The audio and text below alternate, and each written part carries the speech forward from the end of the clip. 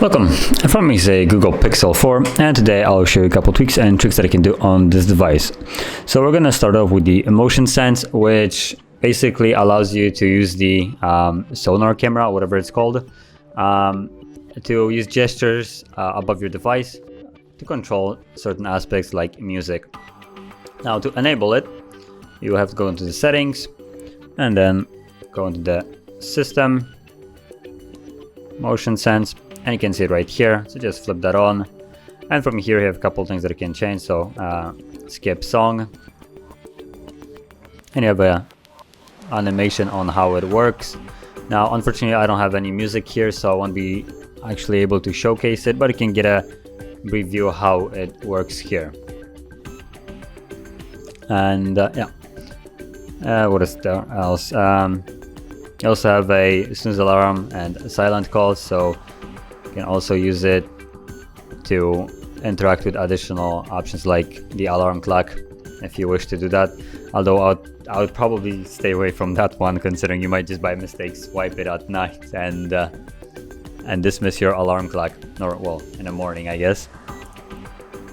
Okay, so moving on, we're going to go into the navigation buttons. So if you're not the biggest fan of the gesture navigations, which is actually fairly well done on here, but not everybody likes it, so there's an option to change it back to the previous one. And again, you would go into the settings, and then let's go into the gestures. So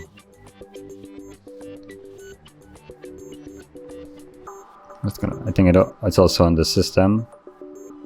There it is, gestures, and system navigation right here. And you can see that on the bottom you have the 3-button navigation, and just brings back the 3-button navigation as Android previously had. Yeah, so that's just an option if you don't like the navigation gestures. Now moving on, I'm gonna go into the active edge, which allows you again a little bit more interaction with the device, for instance to dismiss calls. And it's not really shown anywhere, but there's no buttons of any sorts, but you will see that once I start actually pushing on the sides, it will light up the edges. Okay, so right now launch the squeeze for your assistants, so it also works with the assistants, obviously. I think you have to hold it for longer, so just tap on next, do it later. Okay, so it still brings it up, but also works that if someone is calling you can also squeeze it. Now I'm trying to show it by with 2 fingers basically right here, so you can see that I'm not pressing even the screen, but normally all you do is just while holding it in a hand, you basically squeeze it like so, and you can now you can see the blue lines.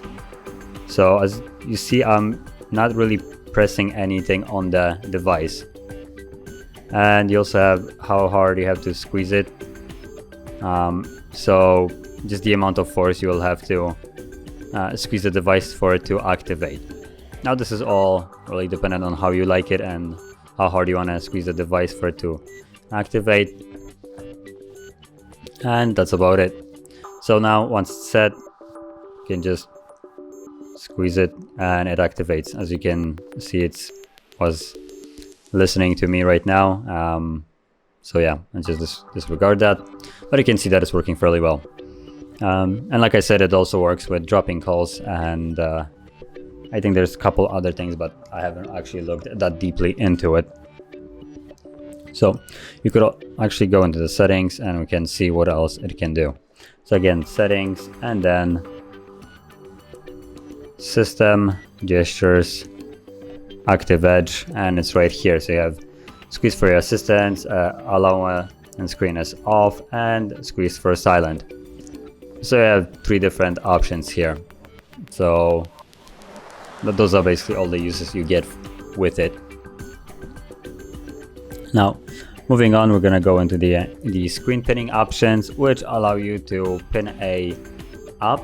So if you're allowing someone to use your device, for instance they want to make a call, you open up your dialer and you pin this app, and then they won't be able to leave this up unless they know your pattern, or, well, assuming you set it that way. But actually, let's start by enabling it, because I think it's disabled. Yep, it's disabled by default. So to enable this, we're gonna go into the settings again and then security.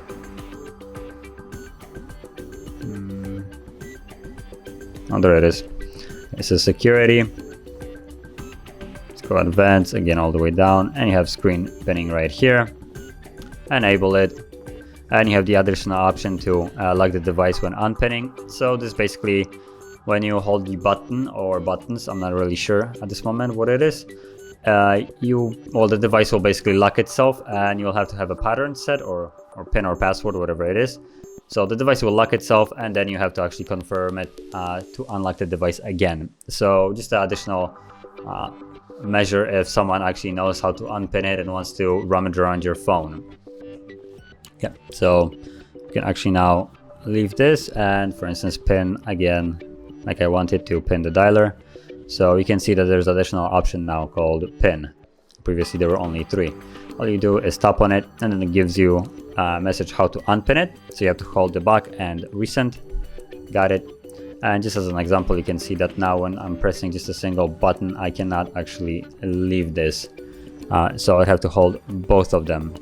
And then there's a haptic feedback to unpin. It's actually already unpinned. Oh, there it is, screen unpin. So now I can leave it. Now, like I said, you have also the option to make it like so, and it will force you to set up some kind of way of locking. So just gonna do that really quickly. Oops, then confirm it. There we go, continue, confirm, done, cool. And that's about it. So now you can see that it's enabled, and if I go back to the app right here and I pin it again, got it. Again, can't leave it, right? But if I try to unpin it, the device gets locked, and now I have to unlock it to actually leave this, and you can see that now it is unpinned and I can close it. So just a security measure if you want to add it. And the last thing that I wanted to show is a fairly simple one, but a lot of people like it, which is the dark mode. So as you can see, it is at the moment in light mode, so wherever you go into notifications and settings, stuff like that, it's all white. But you can actually go into the settings right here, and under the display you'll find dark theme, enable it, and everything goes to dark mode.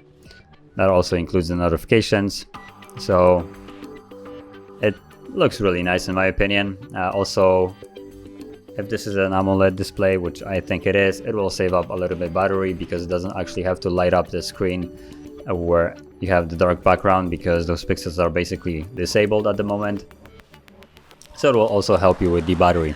And as you just seen, the wallpaper also changed a little bit. But yeah, so those would be all the tweaks and tricks that I want to share. And if you found them helpful, don't forget to hit like, subscribe, and thanks for watching.